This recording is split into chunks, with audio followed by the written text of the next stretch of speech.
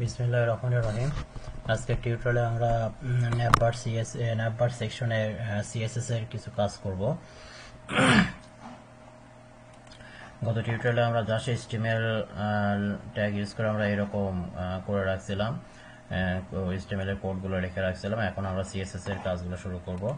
তো সিএসএস এর কাজ করতে গেলে প্রথমত দেখেন আমাদের এই প্রজেক্ট ফোল্ডারে একটা সিএসএস ফাইল আছে। তো সিএসএস ফাইলটা আমি আমার এডিটরে ওপেন করে নিলাম। এখন আমি প্রথমত যে কাজটা করব সেটা হচ্ছে যে আমাদের HTML ট্যাগের যে ডিফল্ট ভাবে যে স্পেসগুলো থাকে সেই স্পেসগুলো আমি প্রথমত রিমুভ করে দেব। তো এটা রিমুভ করার জন্য আমরা ইউনিভার্সাল সিলেক্টর নিলাম। ইউনিভার্সাল সিলেক্টর হলে এখন এখানে বলে দেব যে মার্জিন 0 পিক্সেল, আর হচ্ছে যে প্যাডিং দিলাম আমি হচ্ছে যে 0 পিক্সেল, আর এখানে আমি লিখবো হচ্ছে যে বক্স সাইজিং একটা প্রপার্টি আছে, বক্স সাইজিং প্রপার্টি দিয়ে আমি ভ্যালু দিব হচ্ছে যে বর্ডার বক্স। বক্স সাইজিং প্রপার্টিটা আমরা ইউজ করব হচ্ছে যে আমাদের যাতে ওয়াইড এবং হাইট প্রপার্টির সাথে যাতে আমাদের বর্ডার এবং প্যাডিং যাতে যুক্ত না হয়, এর জন্য আমরা এই বক্স সাইজিং প্রপার্টিটা আমরা ইউজ করব। তো এটা ইউজ করার ফলে দেখেন যে আমাদের কিন্তু ডিফল্ট ভাবে যে স্পেসগুলো ছিল সেগুলো কিন্তু রিমুভ হয়ে গেছে আমাদের। আর এখন আমরা এখানে আরেকটা জিনিস ইউজ করব, সেটা হচ্ছে যে আমাদের এই HTML ট্যাগগুলো যাতে আমাদের সব ব্রাউজারে সঠিকভাবে কাজ করে, এর জন্য আমরা একটা লাইব্রেরি ইউজ করব। তো সেটার নাম হচ্ছে যে normalize.css। তো আমরা যদি গুগলে গিয়ে normalize.css লিখে সার্চ দিই তাহলে যে প্রথম যে লিঙ্কটা পাবো আমরা এই লিঙ্কে ক্লিক করে, এই লিঙ্কে ক্লিক করলে আমাদের এই যে এই লাইব্রেরিটা আমরা অফিসিয়াল ওয়েবসাইটে চলে আসবো। তারপর এখান থেকে আমাদের এটা ডাউনলোড করতে হবে। তো ডাউনলোডে ক্লিক করে, ডাউনলোডে ক্লিক করার পরে এই লাইব্রেরির সিএসএস এর কিছু কোড আমাদের এখানে ওপেন হয়ে যাবে। তো এই কোডগুলো আমরা কন্ট্রোল সি দিয়ে কপি করে নেব। কপি করে নিয়ে আমাদের প্রজেক্টের ফোল্ডারের ভিতরে আমরা এটা সেভ করে দেব। তো আমাদের প্রজেক্ট ফোল্ডারে এই যে সিএসএস ফোল্ডারের ভিতরে আমরা একটা নতুন একটা ফাইল তৈরি করে নিই, যে normalize.css। এই normalize.css ফাইল তৈরি করলাম, করার পরে এখন এই সিএসএস ফাইলের ভিতরে এই কোডগুলো আমি পেস্ট করে দিলাম। এই কোডগুলো আমাদের এখানে পেস্ট হয়ে থাকলো, এটা কন্ট্রোল এস দিয়ে সেভ দিই। দেওয়ার পরে এখন আমাদের যেটা কাজ সেটা হচ্ছে এই normalize.css পেজটা আমাদের এই HTML পেজের সাথে লিঙ্ক করে দিতে হবে। তো এটা লিঙ্ক করার জন্য আমরা যেটা করব সেটা হচ্ছে যে লিঙ্ক ট্যাগ ইউজ করি, লিঙ্ক ট্যাগ। তারপরে আমাদের এখানে দিতে হবে হচ্ছে যে রিলেশন হিসেবে আমরা দিব হচ্ছে যে স্টাইল শিট, আর আমাদের আরেকটা থাকবে হচ্ছে যে হাইপার রেফারেন্স। তো হাইপার রেফারেন্স দিয়ে আমরা আমাদের এই normalize.css ফাইলের লিঙ্কটা করে দেব। তো এটা আছে আমাদের সিএসএস ফোল্ডারের ভিতরে, তারপরে স্ল্যাশ দিয়ে হচ্ছে যে normalize.css, এটা আমাদের HTML পেজের সাথে লিঙ্ক করে দিলাম। আর আর এখানে আমরা আরেকটা কাজ করব, সেটা হচ্ছে যে আমাদের যে প্রজেক্ট সাইটটা আছে এই সাইটে দেখেন আমাদের যে ফন্টের স্টাইলগুলো কিন্তু একটু আলাদা আছে। তো আমি এখানে ফন্ট হিসাবে আমরা গুগলের একটা ফন্ট ইউজ করছি। তো সেই ফন্টটা আমি একটু আমাদের পেজের সাথে লিঙ্ক করে দিই। তো আমরা গুগল ফন্ট ইউজ করার জন্য যেটা করব সেটা হচ্ছে যে গুগলে গিয়ে সার্চ দিব যে গুগল ফন্ট।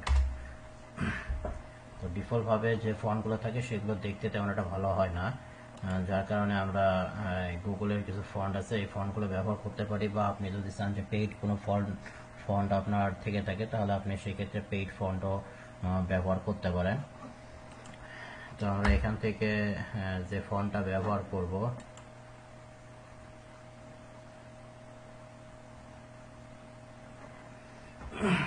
এটা হচ্ছে যে এখানে সার্চ দিই, আমরা এই যে পপিন্স যে ফন্টটা আছে এই পপিন্স ফন্টটা ইউজ করব।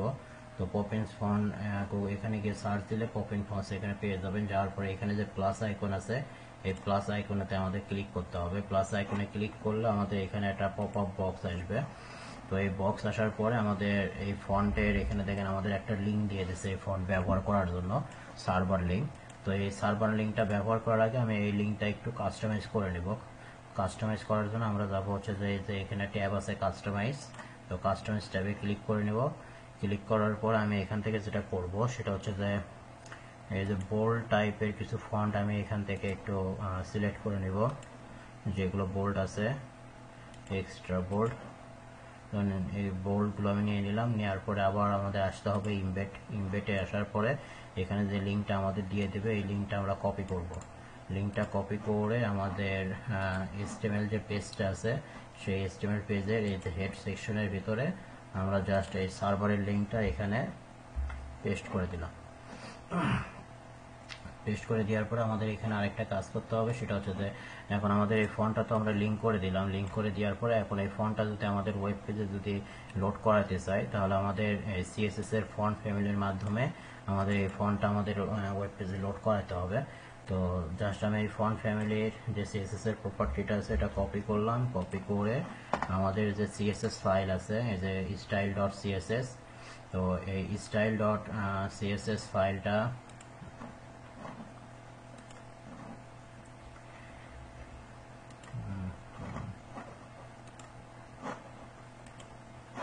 style.css ফাইলে গিয়ে আমরা ধরুন আমি চাচ্ছি যে আমাদের এই ওয়েবসাইটের যতগুলো টেক্সট থাকবে সবগুলো টেক্সটে এই ফন্টটা সাপোর্ট হবে। তো যার কারণে আমি যেটা করব সেটা হচ্ছে যে আমাদের এই ওয়েবসাইটের সবগুলো ট্যাগ যেহেতু আমাদের এই যে বডি সেকশনের ভিতরেই থাকবে, মানে আমাদের ব্রাউজারে যা কিছু শো হবে সব কিছু তো আমাদের এই বডি ট্যাগের ভিতরে থাকবে। তো আমি এই বডি ট্যাগকে সিলেক্ট করে এখানে আমি এখানে এই যে বডি ট্যাগকে সিলেক্ট করলাম। বডি ট্যাগকে সিলেক্ট করে আমি এই ফন্ট ফ্যামিলিটা এখানে দিয়ে দিলাম, দিয়ে এখন সেভ দিই। সেভ দেওয়ার পরে যদি আমরা ব্রাউজারে যাই, ব্রাউজারে গেলে দেখেন এই যে আমাদের ফন্টের কিন্তু স্টাইল একটু চেঞ্জ হয়ে গেছে, আগে যা ছিল এখন কিন্তু সেরকম নাই। তো প্রাথমিক পর্যায়ে আমাদের যেগুলো দরকার ছিল সেগুলো আমরা সেট আপ করে নিলাম। এখন হচ্ছে যে আমাদের মেনু বারের আমরা একটু ডিজাইন করব। তো মেনু বারের ডিজাইনটা করার জন্য প্রথম অবস্থায় আমি যেটা করব সেটা হচ্ছে যে আমাদের এখানে দেখেন মেনু বারটা কিন্তু আছে আমাদের ভার্টিক্যালি মেনু বারটা আছে। সাধারণত ওয়েবসাইটে হরিজন্টালি থাকে, কিন্তু আমরা আমাদের প্রজেক্টে ভার্টিক্যালি এরকম মেনু বার রাখছি। তো ভার্টিক্যালি মেনু বারটা রাখার জন্য আমরা যেটা করে স্টাইলটা করার জন্য যেটা করব সেটা হচ্ছে যে এই যে আমাদের HTML যে পেজটা আছে HTML পেজের ভিতরে এই যে মেনু বারের কোডটুকু আমাদের আছে HTML এর। তো প্রথম যে আমাদের ক্লাস আছে ন্যাপবার ক্লাস, এই ন্যাপবার ক্লাসটাকে আমি ধরি, ন্যাপবার ক্লাসটা নিলাম। নেওয়ার পরে এখন আমি এখানে যেটা করব সেটা হচ্ছে যে এখানে দেখেন আমাদের ভার্টিক্যালি মেনুর একটা ওয়াইড আছে। তো প্রথমত আগে আমি একটা ওয়াইড দিয়ে নিই।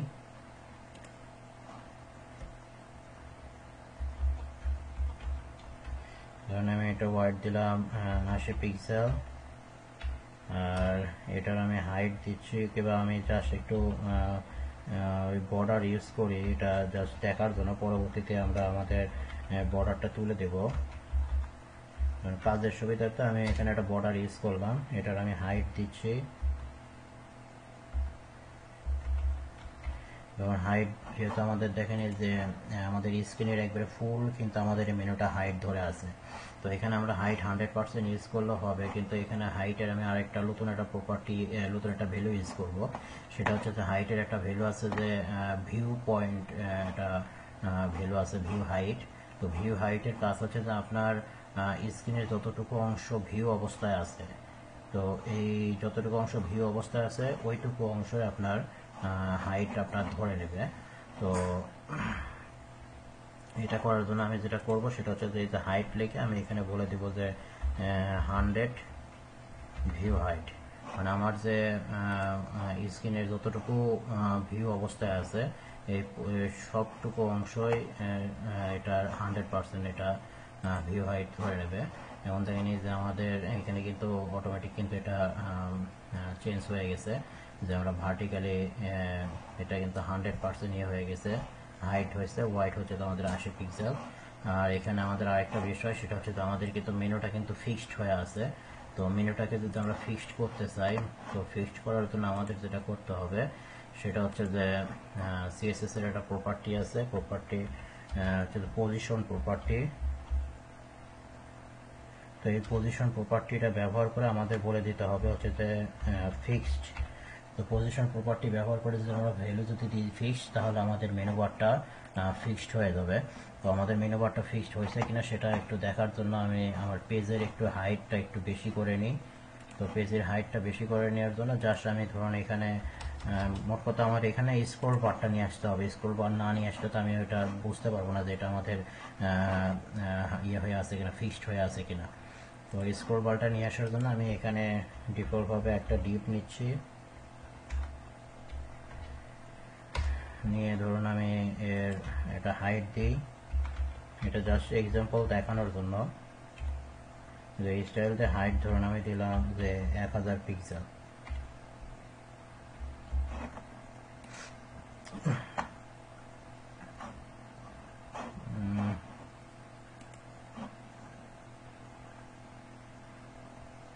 সরি, ওকে আমাদের দিতে হবে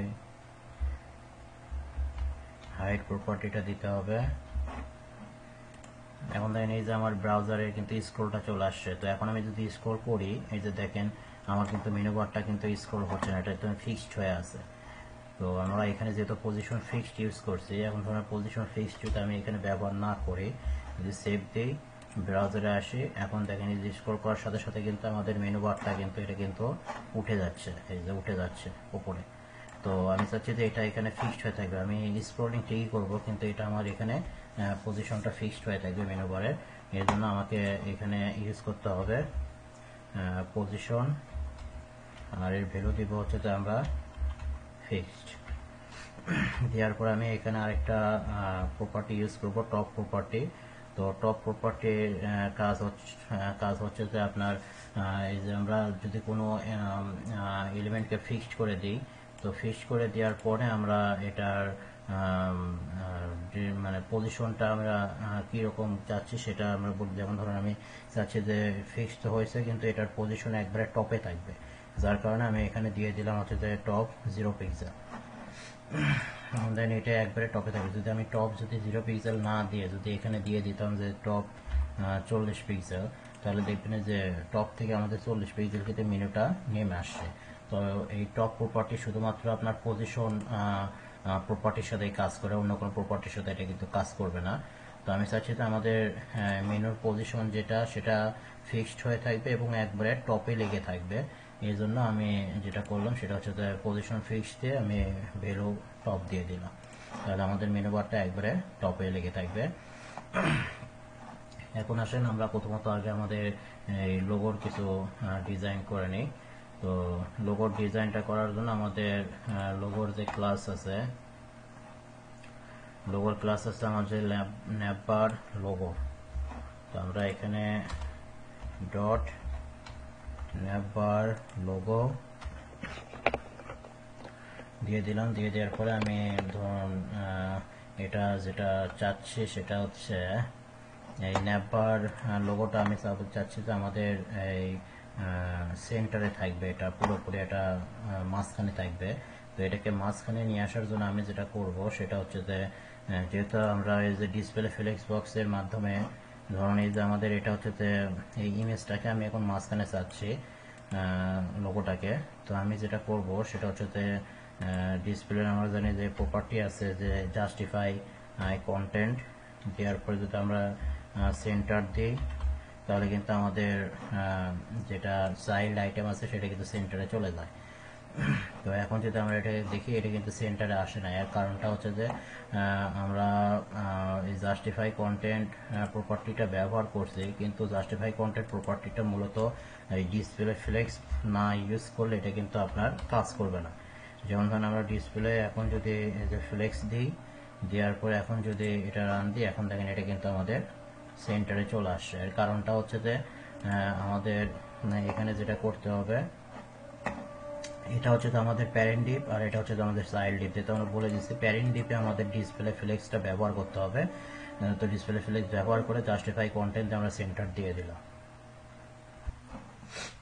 তো এখন আমরা আমাদের যে লোগোটা আছে এই লোগোটার একটু ওয়াইড এবং হাইটটা ফিক্সড করে দেবো, কারণ আমি এখানে যে লোগোটা ব্যবহার করছি সেটার ওয়াইড এবং হাইট খুব কম আছে, মানে ছোট সাইজের, যার কারণে এটা কিন্তু এখানে পারফেক্টলি ভাবে শো হয়ে আছে। কিন্তু আপনি যদি বড় কোনো ইমেজ ব্যবহার করেন তাহলে কিন্তু এটা ডিফল্ট ভাবে কিন্তু এইভাবে ছোট হয়ে থাকবে না। তো আমি চাচ্ছি যে যত বড় আপনি হয়তোবা কোনো বড় ইমেজও যদি লোগো হিসাবে ব্যবহার করেন, তো সেই ক্ষেত্রে যাতে ওই যত বড়ই হোক সেটা যাতে এখানে একটা ফিক্সড ওয়াইডে এটা এখানে সেট হয়ে থাকে। এই জন্য আমি যেটা করব সেটা হচ্ছে যে এই যে ইমেজকে ধরে আমি সিএসএস করে একটা ফিক্সড একটা ওয়াইড এবং হাইট দিয়ে রাখবো, যাতে পরবর্তীতে বড় ইমেজ ব্যবহার করলে যাতে কোনো সমস্যা না হয়। তো এই ইমেজটাকে ধরার জন্য, ইমেজের সিএসএস করার জন্য আমরা যেটা করব সেটা হচ্ছে যে ইমেজটা আছে আমাদের এই যে লোগো, ন্যাপবার লোগো, তারপরে হচ্ছে যে ইমেজ। তো আমাদের সিলেক্টরটা নিতে হবে হচ্ছে যে ডট ন্যাপবার লোগো, তারপরে স্পেস দিয়ে আমরা ইমেজ। তো এটাকে বলা হয় ডিসেন্ডিং সিলেক্টর, মানে এই ন্যাপবার লোগোর ভিতরে আমাদের ইমেজ ট্যাগটাকে আমি সিলেক্ট করলাম, করার পরে এখানে আমি দিয়ে দেব হচ্ছে যে, ধরুন এটা দেখার জন্য আমি একটু দেখি যে বর্ডার দিলাম ধরুন 1 পিক্সেল সলিড রেড। তো এই যে আমাদের ইমেজের ওয়াইডটা এইটুকু আছে, তো এটার আমি একটু ফিক্সড ওয়াইড বলে দেবো, যে ওয়াইড আমি ধরুন দিলাম যে 40 পিক্সেল ওয়াইড দিই, আর হচ্ছে যে হাইট ইউজ করি ধরুন 40 পিক্সেলই। এখন যদি আমরা যাই, এই যে দেখেন আমাদের ওয়াইড এবং হাইট 40 পিক্সেল হয়ে আছে। তো আপনি এখন যত বড় ইমেজ ইউজ করেন সেটা আপনার ওয়াইড এবং হাইট 40 পিক্সেলের ভিতরেই থাকবে, এটা আর বড় আকারে শো হবে না। আর এটা আমরা একটু বর্ডারটা একটু রেডিয়াস করে দেবো, কারণ আমার যে লোগোটা ইউজ করছি এটা অটোমেটিক রেডিয়াস মানে সার্কেল ইমেজ ব্যবহার করছি লোগো। তো আপনি যদি সার্কেল লোগো ব্যবহার না করে অন্য কোনো লোগো ব্যবহার করেন, সেই ক্ষেত্রে আপনার লোগোটা যদি ডিফল্ট ভাবে সার্কেল হয়ে থাকে, এই জন্য আমরা এখানে যে বর্ডার রেডিয়াস প্রপার্টিটা ইউজ করে এখানে বলে দেব যে 50%, তাহলে আমাদের এই যে লোগোটা এইভাবে সার্কেল হয়ে থাকবে। তো আমাদের ডিজাইনে এখানে দেখি এই যে আমাদের সার্কেল অবস্থা আছে এবং উপরে কিছু একটু প্যাডিং আছে, নিচেও আমাদের একটু লোগোর কিছু প্যাডিং আছে, স্পেস আছে। তো এখন আমরা জাস্ট লোগোতে একটু স্পেস দিয়ে দেবো। তো এটা আমরা এই ইমেজের ক্ষেত্রে ব্যবহার করতে পারি, বা আমাদের যে ন্যাপবার লোগোটা আছে এখানেও আমরা দিতে পারি। যেমন আমি উপরে ন্যাপবারের উপরে একটু স্পেস চাচ্ছি, যার কারণে আমি এখানে ইউজ করলাম যে মার্জিন টপ। তো মার্জিন টপ প্রপার্টি ব্যবহার করে ধরুন আমি এখানে বলে দিলাম যে 25 পিক্সেল টপ দিলাম, আর মার্জিন হচ্ছে যে বটম অথবা একটু 10 পিক্সেল স্পেস দিলাম। দিলেই যে আমাদের টপে এবং বটমে, টপে 25 এবং নিচে 10 পিক্সেল আমাদের স্পেস নিয়ে নিছে। তো মোটামুটি আমাদের লোগোর ডিজাইন শেষ। এখান থেকে আমি বর্ডারটা তুলে দিচ্ছি, বর্ডার আমার দরকার নাই।